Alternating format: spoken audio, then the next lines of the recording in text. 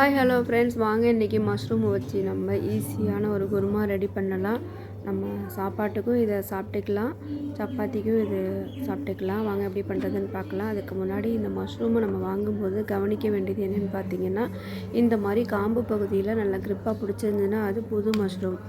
இந்த மாதிரி பிடிக்காமல் கொஞ்சம் கொடான்னு இருந்தது, லூஸாக இருந்தது அந்த காம்பு பகுதி அப்படின்னா அது பழைய மஷ்ரூமுங்க.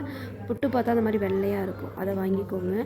அதுக்கு நம்ம என்னென்ன பொருள் தேவைன்னு பார்த்துக்கலாம். ஒரு தக்காளி, நல்ல பெரிய தக்காளி எடுத்துக்கோங்க. 2 பூண்டு எடுத்துக்கோங்க.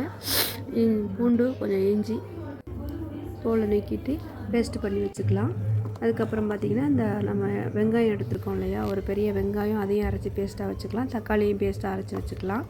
ஏன்னா இதெல்லாம் பேஸ்ட்டாக நம்ம அரைச்சி அதில் சேர்க்கும்போது இன்னும் கொஞ்சம் திக்னஸ் கிடைக்கும். அது மட்டும் இல்லாமல் குழந்தைங்க ஈஸியாக சாப்பிடுவாங்க, தனித்தனியாக எடுத்து வைக்க மாட்டாங்க.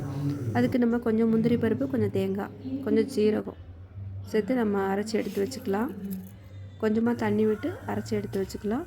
பெரிய சோம்பு இருக்கு இல்லையா, பெருஞ்சீரகம், அதுவும் சேர்த்துக்கலாம். கொஞ்சம் ஒரு அரை டீஸ்பூன் சேர்த்துக்கலாம். மிளகு கொஞ்சம் நம்ம நைஸாக அரைச்சி எடுத்துக்குவோம். அரைச்சி எடுத்து வச்சுட்டு முழுசாக கொஞ்சம் பூண்டு உரித்து வச்சுக்குவோம். குழம்புல போட்டு நம்ம தாளிக்கிறதுக்கு போடுறதுக்கு கொஞ்சம் முழு பூண்டு உரித்து வச்சுட்டு அதை அலசி எடுத்துக்கோங்க.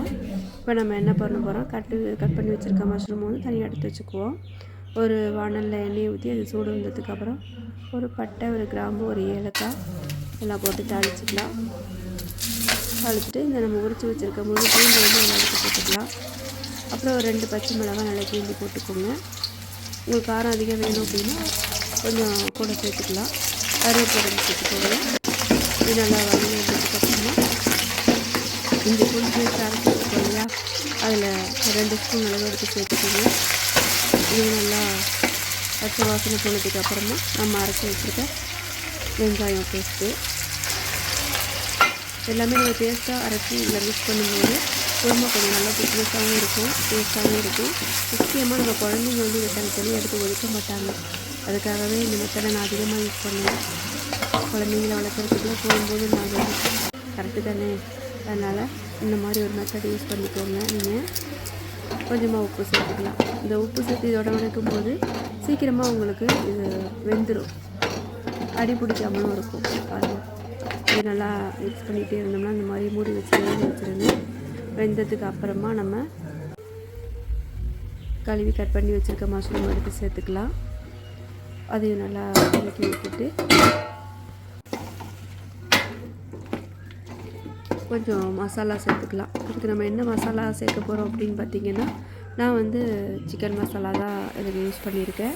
சிக்கன் மசாலா உங்களுக்கு வேண்டாம் அப்படின்னா நீங்கள் வீட்டுக்கு அரைச்சி வச்சுருக்கீங்க இல்லையா கறி குழம்பு மசாலா, அது யூஸ் பண்ணிக்கலாம். நான் வந்து சக்தியில் யூஸ் பண்ணுவேன், அதுதான் ரொம்ப டேஸ்ட்டாக இருக்கும். காரமும் கம்மியாக இருக்கும்.